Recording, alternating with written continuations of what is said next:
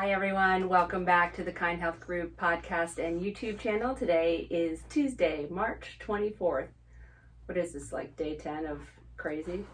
15, 20, I don't know, year 50? I don't know, but in San Diego they officially closed the beaches.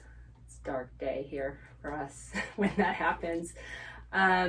So yeah, for me, I like to run and bike on the beach, and so usually very far away from other people. And now my understanding, Annie, from you this morning was it was actually last night that the beaches now have police tape at all of the entrances, and it says, there's a warning, you can be fined, or, jail time if you are not heeding the stay home warning.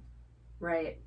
So we had previously said it's okay to go outside and exercise as long as you're staying away from other people, but I guess what happened over the weekend is in a lot of the California beaches, people were going and actually congregating in large groups, having like beach parties, which is not okay, and now they've ruined it for all the other people that were just trying to get some exercise at a distance. But it is still okay to exercise, so go out, bike, run, walk. Yeah. Just not on trails or the beach, where you're likely to run into a lot of other people, which is difficult for some people. They don't have that kind of access, maybe where they're living, or if they're in a close urban setting, that's a little harder. So, but that's where we're at right now. So we just have to follow the rules. That's what's new today.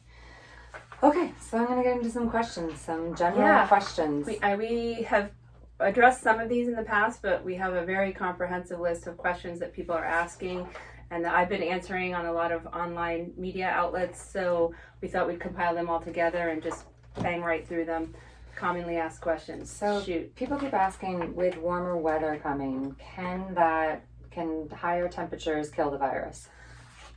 We are hoping that, but we don't know for sure yet. And most viruses, or not most, but some viruses, particularly like the flu, we see seasonal patterns where they're less likely to survive in warmer, more humid climates or temperatures, and the viruses survive longer in cold weather like we have now. So the hope is that's going to happen, but we really don't know for sure. Okay, what about mosquitoes transmitting? Mosquitoes cannot transmit the COVID-19 virus. What about animals? I've had a lot of questions about animals, dogs, cats. Also no. However, they have been, from what I have recently seen, they are finding that some animals are testing positive because they have licked their owners who are exposed or infected, but the animals themselves aren't having like that kind of transmission from person to animal. It's more from animal to person. It's more person to animal. But the dogs and cats can't get it. Why is everyone stocking up on bottled water? Is the water supply at risk? No. Right now, the water supply is not at risk. We don't anticipate any shutoff to any public utilities at this point, and hopefully at any point. So, but, we've always said this in California and, in other parts of the country where you're prone to natural disasters. If there's an earthquake or a fire, we always want to be prepared, but you don't need to go crazy. School's closed. I need a babysitter now. How do I keep my family safe if I don't have a babysitter? Can I get someone new in the house? What's the exposure rate of bringing in someone to help out with the kids? So that's really tough. You want to find someone who has very limited exposure to other people. And so finding someone that you can trust is not going out and violating this social distancing or the stay-at-home order is really important. So may not be a great idea to have someone who is living with a very large group of people that may potentially also be exposed. So you just want to think of the chain reaction of everyone else and how we're all interconnected. Okay, what about takeout from restaurants? Because that's kind of the same thing, right? Yeah, so takeout's fine. There's no danger in the food being contaminated. It's more of the packaging that we're worried about, and even that risk is extremely low. So it's fine to have takeout and delivery. You can order, what is it called? Like no contact delivery. Yes. Sorry. So Uber Eats, Grubhub, and what's the other one? DoorDash all have the zero delivery fees, and you can order contactless delivery where they just leave it at your door. And then what you do is, what I would recommend is removing all the packaging. washing your hands, making sure that you get rid of all that as quickly as possible. The food itself is not the issue, it's the packaging and just making sure that you clean that off. But even that is extremely low risk. So that leads into the next question about packaging. If you're ordering things from Amazon and you're getting cardboard boxes delivered to your house, what can you do? Can you touch them? Yeah. So, or you could be like my mom, who leaves everything out for 48 hours before she touches it, which is amazing, Mom. Thanks. She's very paranoid all the time. So, but most from what we know about the virus right now, we don't think it's going to last that long on anything that's delivered. You're worried about the person that's just delivering it to your house, but like from countries of origin, like from China and Korea, those are going to be safe because it just takes a long time for those to get here, and we don't think there's anything from there. However, from the local transmission, same thing. You just want to remove the packaging and don't get crazy about it. That transmission risk is very low also. Now, I know you don't have a crystal ball, but how long do you think we're going to be social distancing? I think it's going to be months. Okay, good to know. Is it safe to go to the dentist? If you have a dental emergency, then yes, but all routine visits for both medical and dental offices should be postponed at this point. Is the coronavirus more contagious than the flu? It is. People with the flu tend to infect about 1.5, so like 1.28 or something people, whereas coronavirus is COVID-19 is anywhere from 2 to 3 people. So every one person has the potential to infect at least 2 or 3 people, whereas with the flu, it's anywhere from 1 to 2. So it's just a more infectious disease. So if people can spread the virus without showing any symptoms, how can I tell who's infected and who's not? You can't, which is the problem. So a lot of people may have no signs at all and still be carriers of the disease. And this is the issue that we're coming up with that is making it really hard to contain, because particularly younger, healthy people, even like you and I, could potentially have it and not know it. So if someone in your home has it and they're sick, how do you take care of them? So you want to designate one room in the house where that person can stay, and ideally designate as few or one person to take care of them, so that you're not having more intense exposure for everyone in the family. Although realistically, sometimes it can be several days before you know that person's actually sick. So realistically, they are probably have infected the rest of the family if you guys are in close quarters. So it's going to be tough to avoid that. And what are the symptoms? So common symptoms in the beginning for mild disease are similar to flu and other respiratory illnesses. So fever, dry cough, headache, congestion, and then muscle aches, pains. And then as the disease progresses, if you have underlying health conditions, particularly lung conditions, or you have a suppressed immune system, then you could develop shortness of breath and pneumonia. And those are the more severe cases that we worry about. How does it actually spread?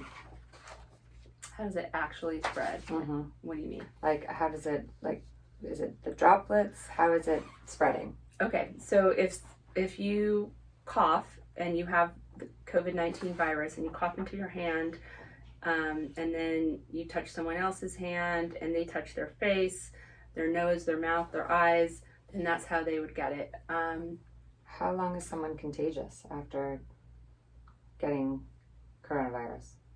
For COVID-19, and we do want to specify COVID-19 because there are lots of other coronaviruses out there. So COVID-19 is a very specific form of coronavirus.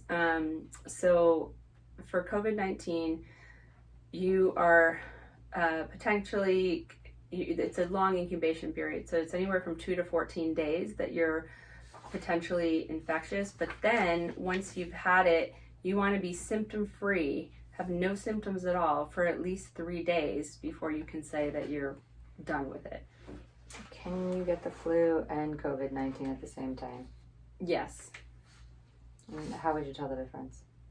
You might not be able to. You can get tested for the flu. You can't get tested as easily for coronavirus, COVID-19. So here's another part. People are, claiming no one in my family's exposed, no one's been sick. Can we get together for family dinners? Well, if you're already living together, then yes, obviously. But I wouldn't extend. So there's kind of a couple of different things happening. So there's your immediate family, and then people have what they're calling a social cohort, like people who they know are also totally isolated, and it kind of depends on the health of that social cohort. So, for example, if you have like your cousins and your brother and sister-in-law and their family, and they're totally quarantined, and they live down the street from you, and then you've got your family, and they're not going anywhere else, and you're all young, healthy, without other conditions, you can, that would probably be safe as long as you know for certain that group is not going anywhere else. But I wouldn't recommend a lot of close contact. So you have to think about the implications of where everyone else has been within that social cohort. If they're 100% locked down, then yes, but there's always no huge guarantee of that if someone is going out and working and having to do other things. Are kids more at risk? Thankfully, no, unlike the flu. However, the thing with kids is they, because they are younger and usually healthier than us, they are able to carry it without having any symptoms and spread it. And that's what we've been seeing a lot. So, but they can still also get COVID-19 and have symptoms. What about, is it harmful for pregnant women or newborns? We don't really have enough data yet on that. The flu we know for sure is, and so we have to assume that it could be. Pregnant women are usually at higher risk because of just by virtue of being pregnant, they're in a more risky health situation. So we just want to be mindful of keeping them safe as well. Would you recommend people to disinfect their groceries? Yes. So I always recommend washing your produce anyway, so that shouldn't be any different from normal recommendations. If you are getting any packaged food, processed food, I would just wipe down the outside of the containers. Again, this is super low risk, but easy enough to do. Well, what do you think about people wearing masks and gloves to the grocery store, since that's kind of the only public space they're going to at this point? I don't know that the masks would necessarily help unless you're in really close proximity to people, but the gloves is not a bad idea, only because when we're wearing gloves, you're less likely to touch your own face.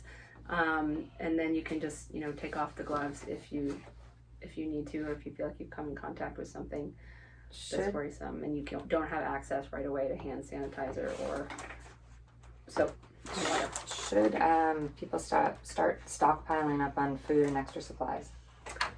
How would you define stockpiling? I mean, I guess Ask more than the a few woman weeks. that has 100 soups in her freezer that I've been making all week. I would say you want to have enough food at home for potentially a couple of weeks for you and your family. Should someone suddenly become ill and you need to be quarantined and you can't leave the house or can't have someone else bring something into you, that would probably be a good idea. Should I avoid public transportation?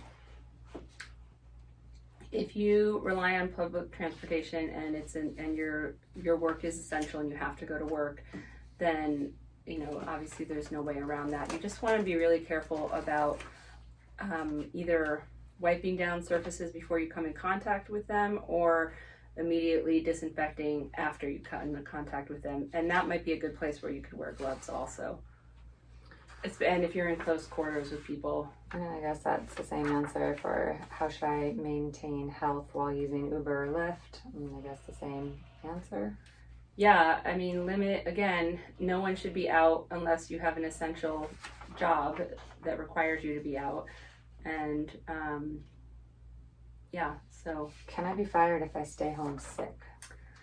So that varies a lot from state to state and depending on your employer and how big your company is and That's a tricky question. You're gonna have to. I would recommend talking to your HR division of your company and finding out what those specific rules are. If I was traveling on a plane, how safe am I? Should I be traveling on a plane? If it's non-essential travel, no one should be leaving the house. Right. So, no. I have plans to go on a cruise. Should I rebook or cancel? I don't think there are any cruises going out at all anymore. So that should be no cruises. Which countries have travel bans? I think all of them now. So there's no, again, it's this like major lockdown. Today, India was locked down. Right. The entire country, I believe. Yesterday. Yeah. Why doesn't the U.S. have enough medical supplies to handle this outbreak? That's a great question. I'm not sure. I know, in the early part of this epidemic, before it became a pandemic, there were a lot of people out there individually buying up a lot of these supplies and stockpiling them and then trying to resell them and make a profit on them. A lot of that's been shut down, but they're holding these stockpiles in individual locations, and now it's hard for the medical community to access them when we really need them most. So if you've stockpiled a lot of masks or any other medical supplies, please donate them to your local hospitals right now. And don't just show up there, call ahead, see if there's a safe place where you can donate it. They don't want random people showing up and potentially infecting healthcare workers at this time. Is there a cure? There is not a cure right now. However, as we've said many times, 80% of the population will recover just fine without complications. And I guess just the best way to prevent COVID-19. Wash your hands, stay home, social isolation. Well, actually, I stopped calling it social isolation. I'm calling it physical distancing. Because we still want to be connected socially, and we were talking about this yesterday. It's still important to connect with family members and friends via text or social media or FaceTime, virtual visits with each other, just to stay connected, because that's really critical. The degree of anxiety, fear, stress, loneliness is going to go through the roof if it hasn't already. For a lot of people, and so that is the part that actually worries me the most, is the emotional impact of this on so many of us. And so staying connected as much as you can from a distance with your family and friends is probably the most important thing we can do right now. Checking in on elderly neighbors and friends that you can help in any way is also critical. And I know the grocery stores are having special early hours for people over the age of 60, so they're not sort of, pushing people out of the way to get food. It's open for them. I think it's just about. And then if you're sick, we've said this a lot, if you're sick and you can manage at home, that's your best bet. Try not to overwhelm the healthcare system. I would contact your primary care doctor through email if you can, rather than phone. If you have a secure portal to access your provider, that would be the best thing. And then don't show up to the ER unless you've called ahead as well. Obviously, if you are having an emergency, that's a different story. But we're just asking everyone to do that. And we are doing virtual visits for all of our patients, and then taking new patients as well, and trying our best to take care of everyone we can. So stay safe out there. If you have questions, comments, feedback, we'd love to hear it. You can post them on YouTube or podcast or Kind Health Group Instagram. Stay safe, everyone. We'll be back tomorrow. Thank you.